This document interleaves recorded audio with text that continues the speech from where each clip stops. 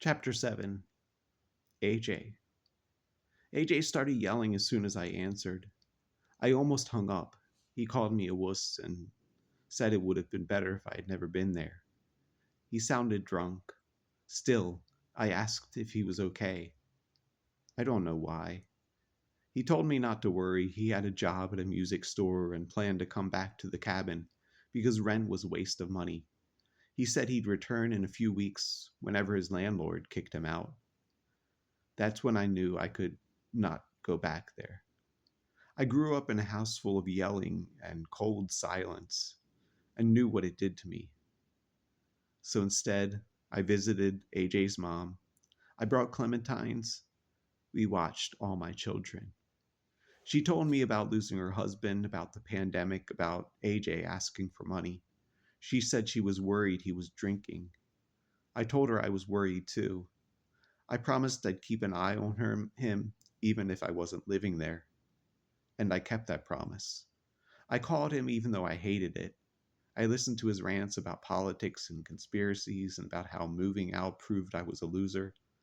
He never said a kind word to me, but I listened anyway. A few months passed. One night, while I was replaying Breath of the Wild and playing with Ahab, the phone rang. I assumed it was AJ or a bill collector, but it was Alicia. She asked how I was. I didn't know how to respond. She suggested we get coffee, so we did, and we saw a movie. I told her about the cabin, the hardware store, my lack of plans. She said she was studying medicine. She was surprised I wasn't in college, but I didn't explain myself. I didn't want to drag her down. I told AJ's mom about Alicia. She said Alicia probably saw the same thing in me that she did. I didn't know what that was, but I promised I'd keep seeing her and that I'd treat her well. One night, while I was waiting for Alicia to call, AJ called instead.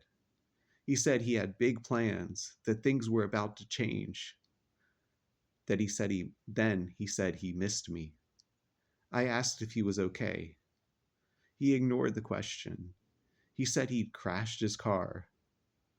Then there was a loud bang like something was thrown, and the line went dead.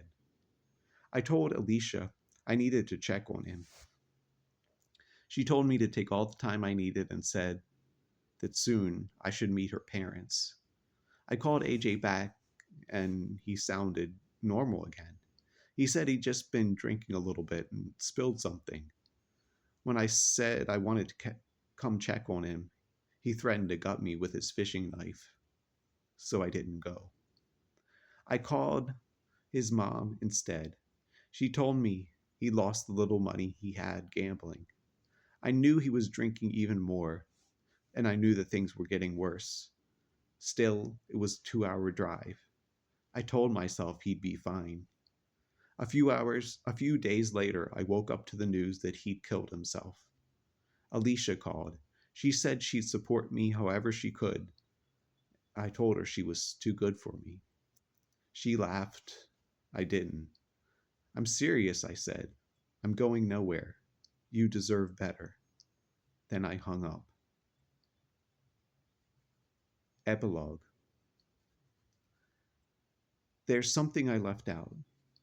A few days before AJ died, he called and asked me to come to the cabin.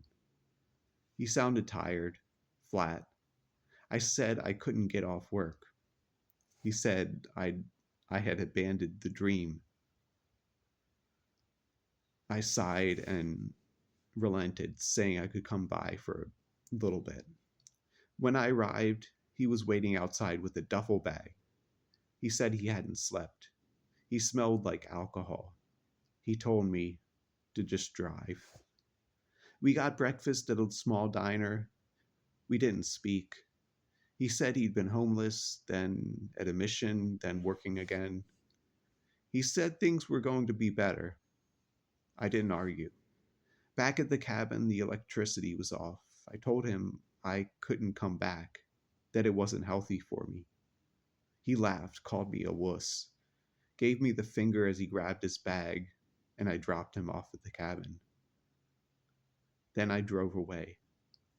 A few days later, I would be identifying his body, then consoling his mother, then packing up what was left.